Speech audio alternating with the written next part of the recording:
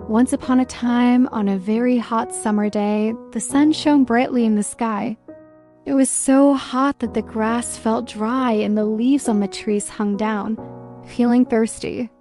In the big, wide forest, all the animals were looking for a cool place to rest and some water to drink. The birds were quiet, and even the busy little insects were hiding from the sun's strong rays. It was the kind of day where everything felt slow and sleepy because of the heat. Deep in this warm forest, a big, strong lion was walking.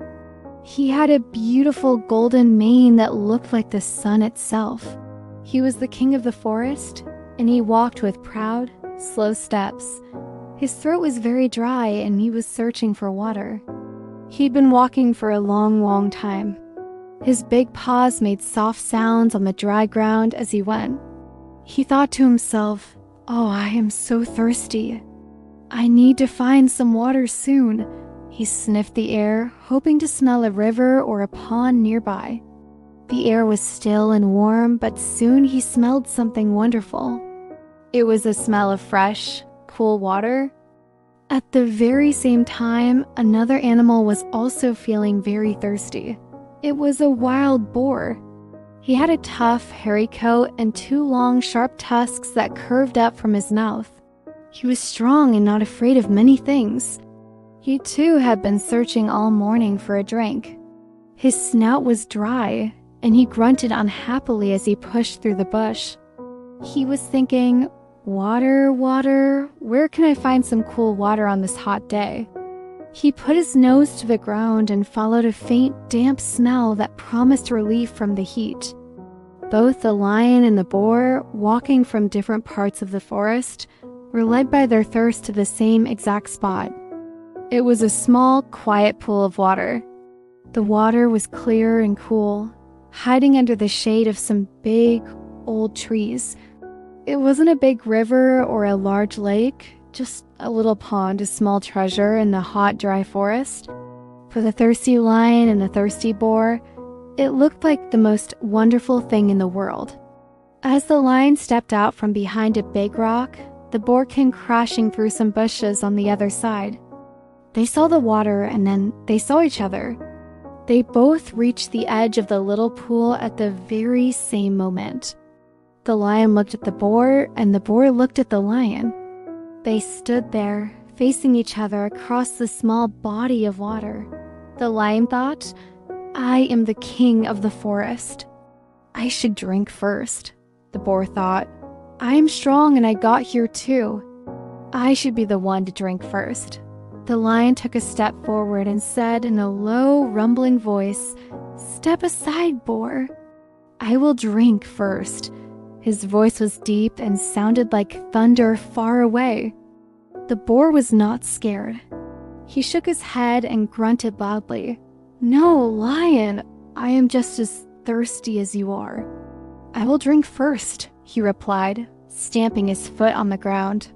His voice was rough and angry. "I am the king," roared the lion, showing his big, sharp teeth. "Everyone in this forest respects me. You will let me drink first." He lashed his tail back and forth, feeling very angry that the boar was not listening to him. "Your crown doesn't make you more thirsty than me." The boar snorted back, lowering his head and pointing his sharp tusks toward the lion. "I will not wait for you." And so their argument began. They shouted at each other. The lion roared and the boar grunted.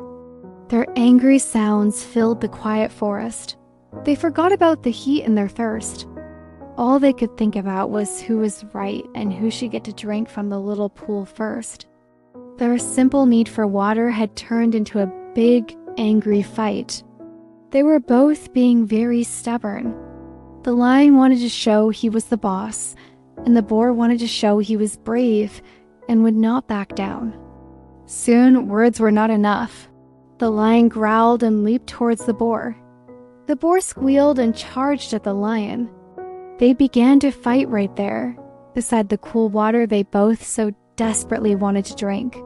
The lion swiped with his huge, sharp claws.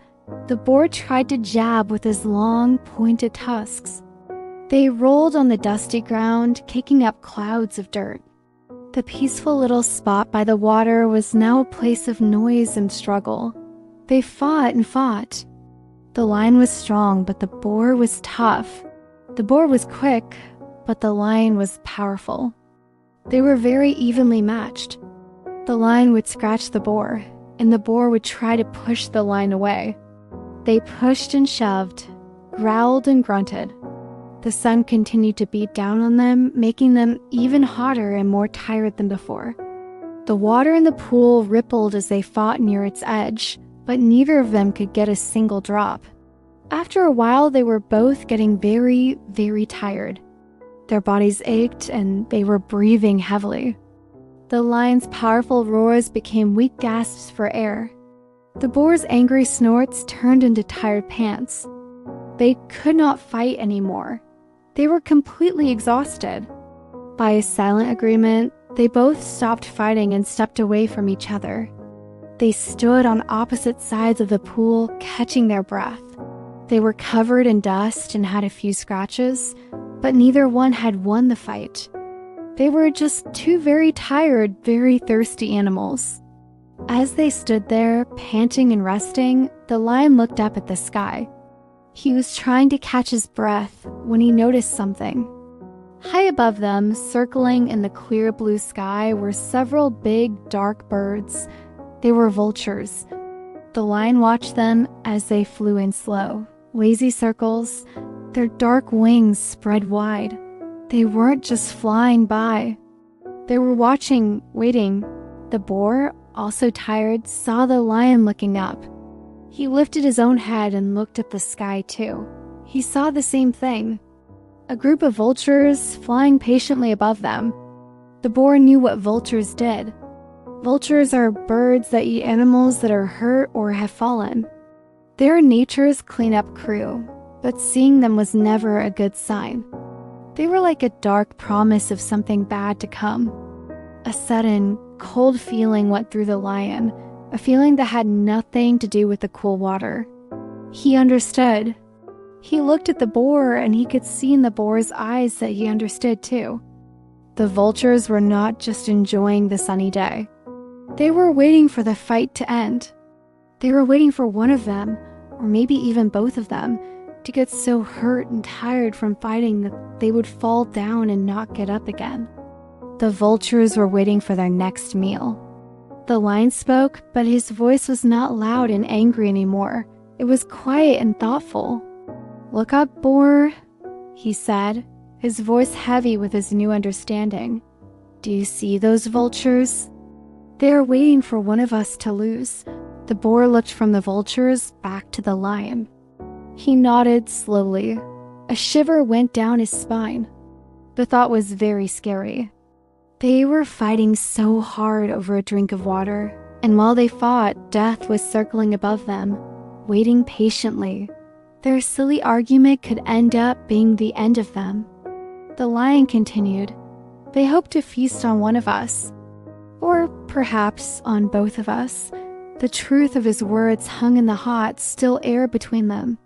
They were enemies just a moment ago, but now they shared a common, terrible thought.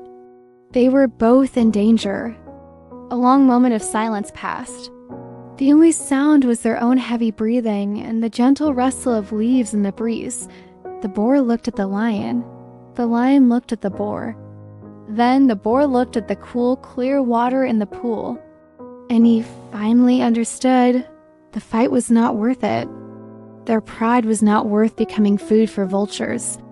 The boar spoke, his voice now calm. "You are right, lion," he said. "It is much better for us to be friends and share the water than to fight and become a meal for them."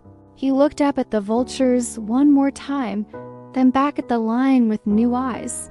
He did not see an enemy anymore. He saw another living being who was just as thirsty and tired as he was. The lion nodded in agreement. A feeling of relief washed over him. The anger was gone, replaced by good sense. "Yes," he said. "Let us make up. Let's drink the water together." And so they did. The great lion and the wild boar decided that Being friends was much smarter than being enemies. They put aside their fight and their pride. The lion walked to one side of the small pool, and the boar walked to the other. They lowered their heads at the same time and drank the cool, refreshing water. The water tasted wonderful. It cooled their dry throats and washed away the dust and the anger. They drank peacefully, side by side, no longer fighting over who should go first. The vultures, seeing that there would be no fight and no feast for them, slowly flew away, disappointed. When they had both had enough to drink, they lifted their heads. They looked at each other one last time. There was no anger in their eyes now, only understanding. The lion gave a small, quiet nod. The boar gave a little grunt of farewell. They had learned a very important lesson that day. It is better to share and live in peace than to fight over small things and lose everything. Then the lion turned and walked back into the forest, his thirst gone and his heart a little wiser. The boar turned and trotted away into the bush, also feeling refreshed and much smarter. They went their separate ways, having found not only water on that hot summer day, but also a little bit of wisdom. And the small pool of water remained peaceful and quiet once more, under the shade of the old trees.